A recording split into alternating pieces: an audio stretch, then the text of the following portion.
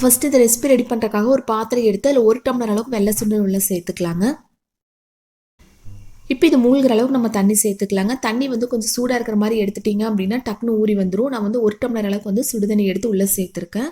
சேர்த்துட்டு இதில் கொஞ்சமாக வந்து உப்பு சேர்த்துக்கலாங்க.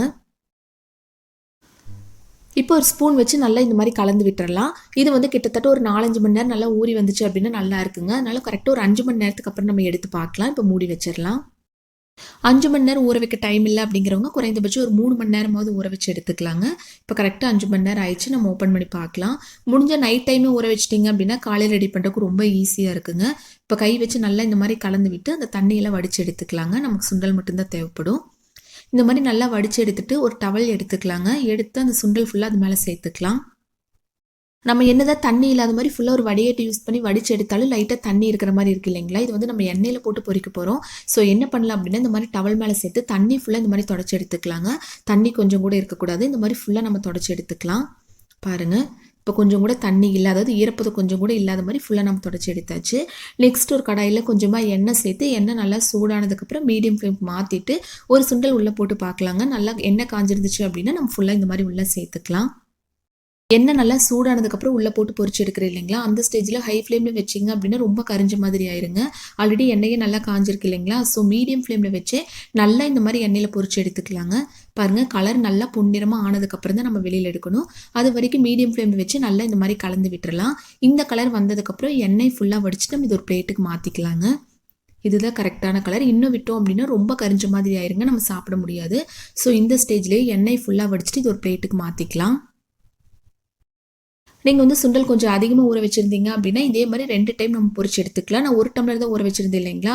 ஸோ ஒரே டைமில் இந்த மாதிரி ஃபுல்லாக பொரிச்சு எடுத்து இந்த மாதிரி ஒரு பிளேட்டுக்கு மாற்றிக்கலாம். இப்போ சுண்டல் ஃபுல்லாக பொரிச்சு இதில் சேர்த்துட்டு இல்லைங்களா? நெக்ஸ்ட்டு அதே கடாயில் ஒரு 1/2 டம்ளர் அளவுக்கு அவல் உள்ளே சேர்த்துக்கலாங்க. லோ ஃப்ளேமில் வச்சு இதையும் பொரிச்சு உள்ளே சேர்த்துக்கலாம். இது வந்து ரொம்ப பொன்னிறமாக ஆகணுங்கிறது கிடையாது. இப்போ 1 டம்ளர் அளவுக்கு சுண்டல் எடுக்கிறோம் அப்படின்னா அதே டம்ளரில் 1/2 டம்ளர் அளவுக்கு அவல் சேர்த்துட்டோம் அப்படின்னா கரெக்டாக இருக்குங்க. பாருங்கள், இது ரொம்ப நேரம் விட்டோம் அப்படின்னா ரொம்ப கரிஞ்ச மாதிரி ஆயிடும். ஸோ லோ ஃப்ளேமில் வச்சு ஒரு 2 செகண்ட் நல்லா பொரிச்சு எடுத்து இதையும் ஒரு பிளேட்டுக்கு மாற்றிக்கலாங்க. சுண்டல் மட்டும் ஊற வச்சிட்டோம் அப்படின்னா இது ரெடி பண்ணுறது ரொம்ப ரொம்ப ஈஸி தாங்க. இந்த மாதிரி சுண்டல் எண்ணெயில் போட்டு பொரிச்சிட்டு அவள் பொரிச்சு எடுத்துட்டு இல்லைங்களா? நெக்ஸ்ட் ஒரு மிக்சிங் பவுல் எடுத்து அந்த பொரிச்சு எடுத்து வச்சுருந்து இல்லைங்களா? அந்த சுண்டல் ஃபுல்லாக இந்த மாதிரி உள்ளே சேர்த்துக்கலாங்க. இப்போ நெக்ஸ்ட் அவல் பொரிச்சு எடுத்து வச்சிருக்கு இல்லைங்களா? அதை இந்த மாதிரி மேலே சேர்த்துக்கலாங்க. ஒருவேளை உங்களுக்கு அவல் ரொம்ப பிடிக்கும் அப்படிங்கிறவங்க சுண்டல் எந்த அளவுக்கு எடுக்கிறீங்களோ அதே அளவுக்கு இதையும் எண்ணெயில் போட்டு பொரிச்சு எடுத்துக்கலாம். நெக்ஸ்ட் காரத்திற்கேற்ப மிளகாய் தூள் சேர்த்துக்கலாங்க. ஒரு 1/4 டீஸ்பூன் அளவுக்கு சாட் மசாலா சேர்த்துக்கலாம். இப்போ இதில் கொஞ்சமாக மிளகுத்தூள், அதாவது பெப்பர் கொஞ்சமாக சேர்த்துக்கலாங்க. இது வேண்டாம் அப்படிங்கிறவங்க மிளகாய் தூளை இன்னும் கொஞ்சம் எக்ஸ்ட்ராவாக சேர்த்துட்டு தேவைக்கேற்ப உப்பு சேர்த்துக்கலாங்க. சேர்த்துட்டு கொஞ்சமாக தேங்காய் இருக்குது இல்லைங்களா? அது வந்து குட்டி குட்டியாக கட் பண்ணி இந்த மாதிரி உள்ளே சேர்த்துட்டிங்க அப்படின்னா டேஸ்ட் இன்னுமே சாப்பிடும்போது ரொம்ப நல்லா இருக்குங்க. லாஸ்ட்டாக கொஞ்சமாக கருவேப்பிலை சேர்த்துக்கலாம். சேர்த்துட்டு ஒரு ஸ்பூன் வச்சு நல்லா இந்த மாதிரி மிக்ஸ் பண்ணி எடுத்துக்கலாங்க.